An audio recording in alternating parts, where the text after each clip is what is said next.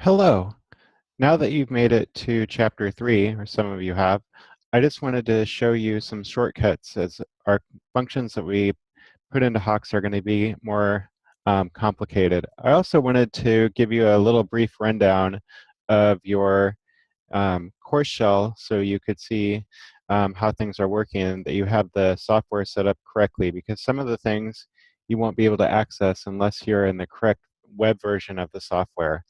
You can actually access the web version of our software through D2L.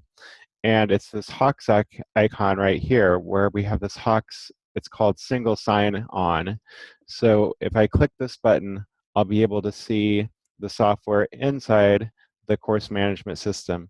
Also, please know that there are tons of videos in here that I've made and selected for you. So if you're having problems, this is probably the place to come to first. You see that some of these are Hawks videos, some of these are videos that I've created, but there are tons and tons of them in here. Very good examples for you to follow. I'm starting with these calculus explorations, so hopefully some of these were helpful to you in chapter 2. So without further ado, let me sort of explain how to um, put these more complicated forms in when we're looking in chapter 3, because we're going to be taking derivatives and we're going to have big functions here. So I'm going to start with finding my Hawks login right here under Hawks. And I'm going to click my single sign-in. And that's going to take me right to the software. And I'm going to move on to chapter 3. So product and quotient rule. Some of you are here already. If you're not, that's okay. You still have some time. But I wanted to show you how to enter some of these complicated functions. So if you haven't really got to this point yet, this might not make a lot of sense to you. But if you have, please follow along because it can help you out. So for instance, here we're trying to find the derivative of this function, and it's a quotient, so we could use the quotient rule. So we notice that we have two main parts of this function. We have the numerator. I'm going to call that big F of x. And then we have the denominator. I'm going to call this big G. So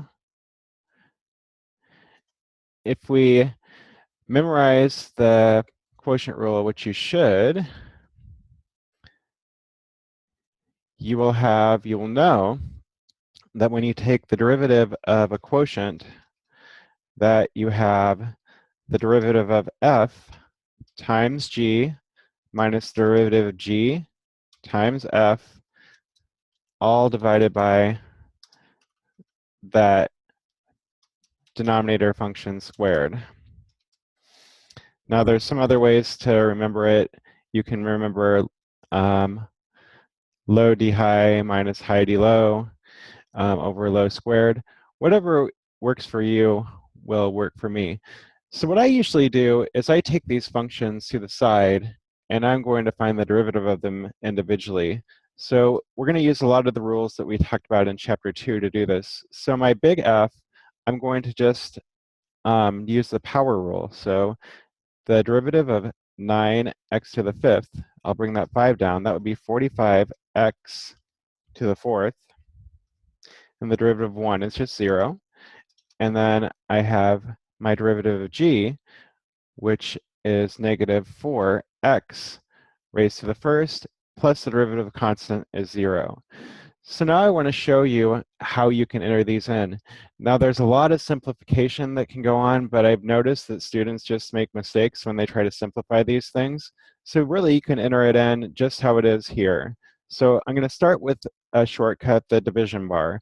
That will break my input up into two boxes.